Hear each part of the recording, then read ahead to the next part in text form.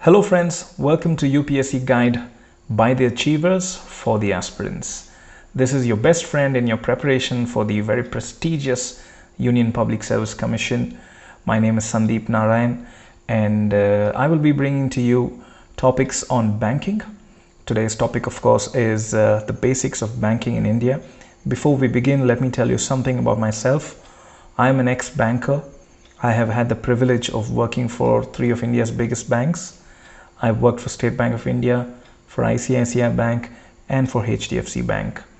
And I have been very fortunate to get experience in various facets of banking, be it branch banking, agricultural banking, loan processing, large corporate lending, catering to high net worth individuals for their investment requirements, insurance, mutual funds, and government banking, and a whole host of other things as well. So I'm very glad I got the experience in all the three major banks, and I'm even more glad to be sharing my knowledge with you and helping you in your journey. Without further ado, let's head into the topic right away.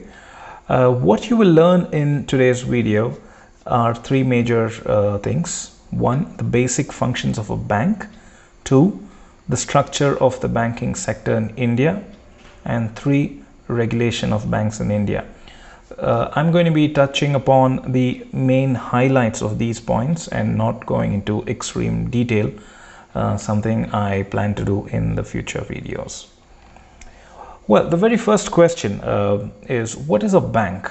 I'm sure all of you are aware what a bank does, and of course the definition says it's an institution that deals in money and its substitutes of money, be it cards or checks and so on, and provides other financial services as well. So we'll find out what other financial services it does. So the very basic definition of a bank is just this. And now, what are the two major functions of a bank? What does the bank do to survive, and how do they earn their money? Well, the bank accepts deposit from the public. So when you deposit money into your saving account or in your fixed deposit, you are lending money to the bank. So the bank is actually accepting your deposits, or in other words, it's borrowing your money. I'll tell you why it is borrowing your money. Because it gives loans to people who need them. So the bank takes your money and gives it to somebody else who may be in need of money. Maybe an individual who wants to buy a home takes a home loan. Maybe somebody else who wants to buy a car on loan takes a car loan. Businessmen take business loans. And business loans itself is a huge subject in itself. There are various kinds of business loans. So the role of a bank is to take money from you and lend it to somebody else. And that is the two main functions of a bank. But a bank, of course, has many other functions which we will explore in the coming videos. Now you may ask, how does a bank make money if they're just taking from customers and giving it to other customers? The bank, of course, borrows money from you at a lower rate. For a long time, banks were offering about 4% interest rate on your savings account. It came down to 3.5, and currently, as I speak, the interest rate at State Bank of India is 2.75 for a saving account. Of course, there are some banks who offer a little more. The newer banks, they may offer up to 7% also for savings bank deposits. And but largely the banks, most of the banks, the major banks, offer about 3.5 and thereabouts. So they borrow at that rate and they lend at a higher rate. So someone who goes for a home loan gets a loan at 8.3% or 8.5%. Someone who wants a personal loan gets it at 11, 12, maybe even 15 or 16%. Business loans again are at 15, 16 and 17%. So that's very simply the way the banks make their profit. They borrow from you at a lower rate and lend it to someone else at a higher rate, and this difference is called the spread, the margin that they make on the transaction. What else does a bank do apart from borrowing money from customers and lending it to other customers? One of the other functions it does is it acts as an agent of customers. So what is an agent of a customer? One of the activities under being an agent of a customer is fund transfer. So you want to transfer funds to another person. You may have an account in State Bank of India and you would like to transfer it to HDFC Bank or to another account in State Bank of India itself. So instead of physically meeting the person, handing over the cash, now the banks of course facilitate an online transaction. It is now in the last few years that online transactions through NEFT and IMPS and RTGS took shape. But before that, you used to issue checks and the banks used to transfer the money from your account to their account. Checks are of course still in existence, but more and more people are using online transfer mechanisms. Collection of checks. Again, if you hold an SBI account and you have to issue a check to a person in another bank's account, for example, ICICI Bank account. So you deposit the check in your bank account. You issue a check and the receiver deposits the check in his bank account, in ICICI Bank account. And then ICICI sends that check to State Bank of India asking for the money, and State Bank of India checks your account, and if you have the balance, it releases the funds. So collection of checks is another function that banks do. Payments, of course, you can pay for multiple things with your bank account. You can pay your credit card bills, you can pay your electricity bills, you can recharge your mobile phones, and a whole host of payments can be done through your bank account. So the bank performs the work of an agent for you who is doing the payment on your behalf. Collections is another thing that banks do. For example, there is a school or a college collects fees from students. So they have an account with a bank, which again, the bank also sets up a collection mechanism on the website of the school or college, and everybody can make a payment there, and the bank performs the function of collection of the fees. That is one of the examples. Then of course, banks also do portfolio management. If you are someone who wants your money to be invested in multiple places, be it in shares of companies, be it in insurance products, be it in gold and so on, banks also perform the role of a portfolio manager for you, or sometimes it's also called as a wealth manager, and they help you earn more money for your investments, more returns for every rupee that you spend. So banks perform that as well for a fee or for a commission. And there are other general functions that banks do. One of course is the locker. I'm sure you're aware that lockers are in huge demand due to the prevalence of thefts and burglaries in our homes. Banks have very safe deposit lockers where you pay a monthly or an annual rent, and you can hire the locker, keep your jewelry and other important documents in those lockers, and access it whenever you need them. And it's completely safe, at least in theory. There have been some cases of lockers also being broken into, but by and large it's very, very safe.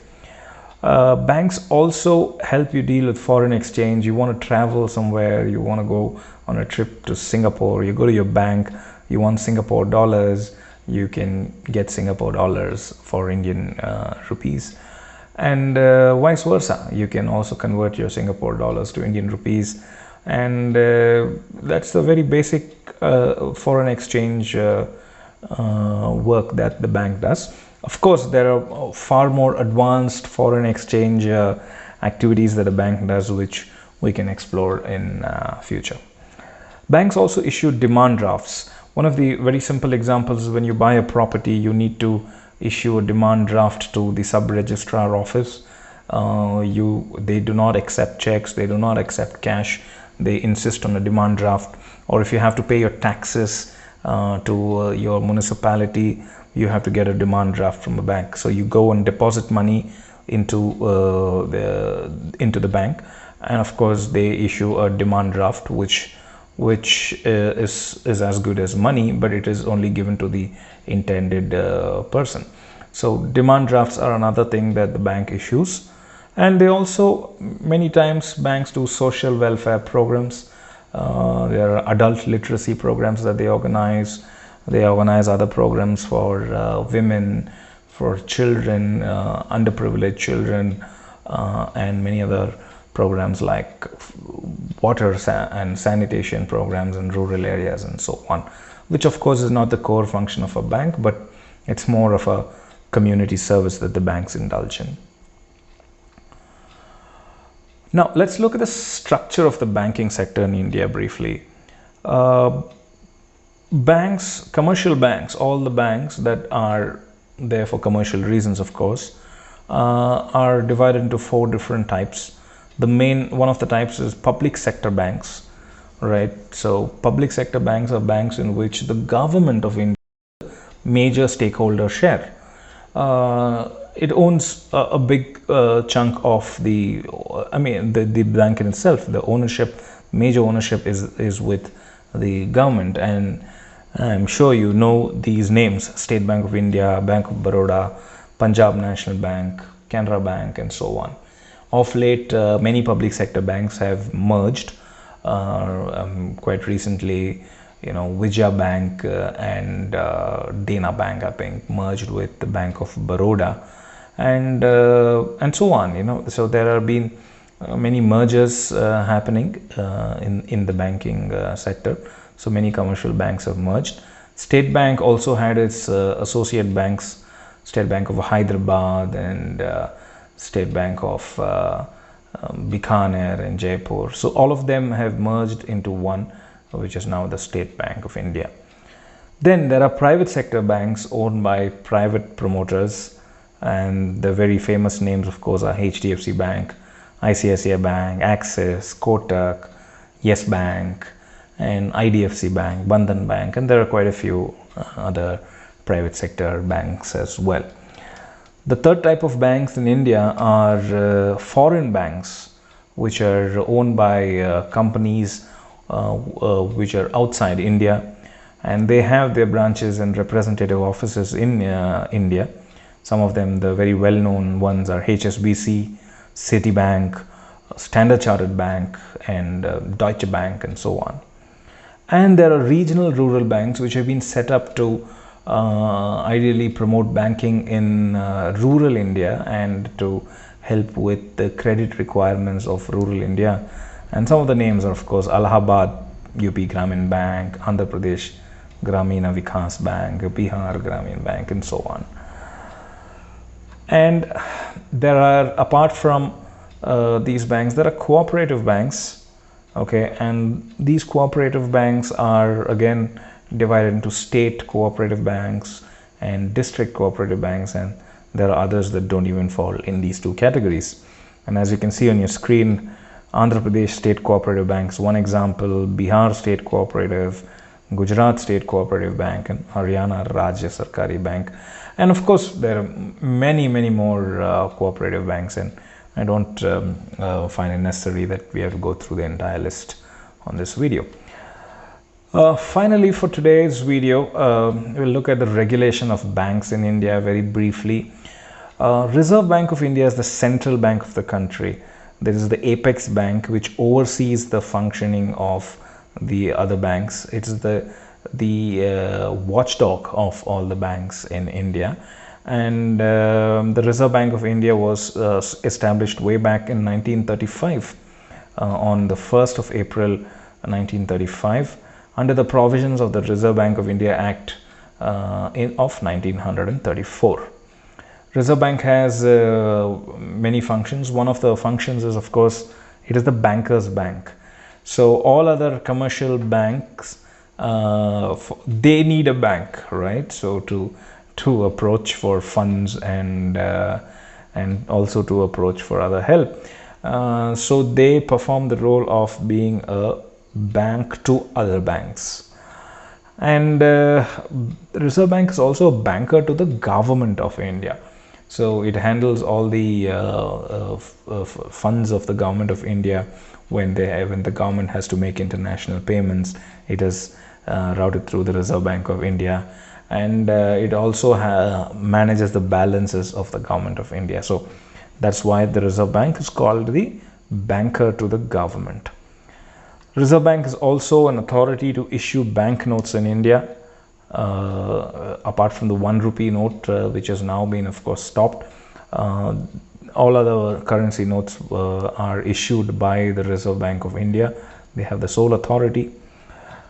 Custodian of cash reserves of commercial banks. Now, commercial banks have cash, and they would have to have some place or some custodian to maintain these funds and the extra reserves that they are mandated to keep. So commercial banks have a certain set of rules under which they operate, where there are certain reserves that they will have to maintain with the Reserve Bank of India. I will talk about those reserves and those ratios in the next video. So the RBI, the Reserve Bank of India, is a custodian of these cash reserves of these banks. The RBI is also a custodian, the holder, the person in charge of the keeping of foreign exchange reserves of the country. All the reserves are maintained with the Reserve Bank of India.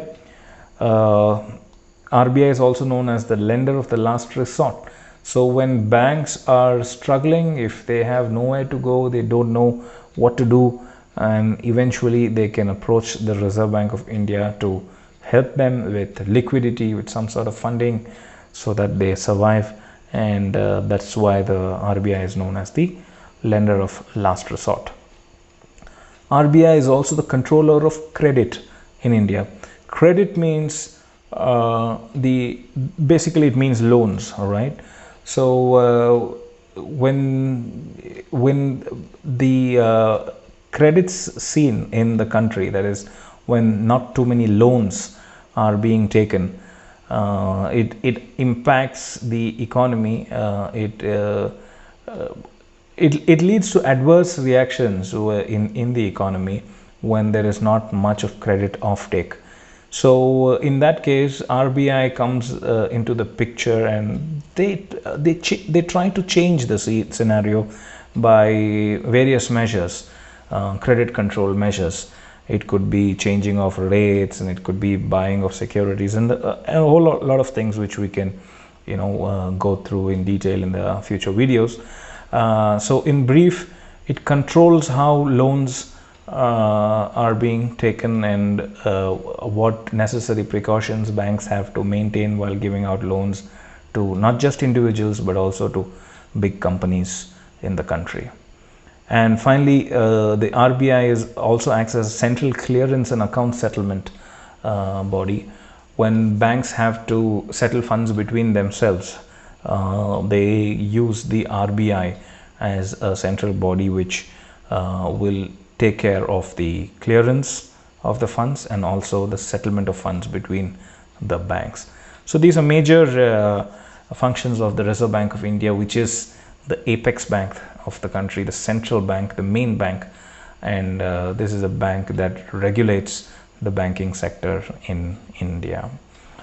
Well, that's about it on this video. In future videos, I will be going into more details on the banking sector in India and many other banking terminologies. It will get more interesting, hopefully by the end of this series of videos on the banking sector. You would be a banking expert. Well, thank you very much for watching, and I'll see you in part 2 of my series on banking. You are watching UPSC Guide by the Achievers for the Aspirants.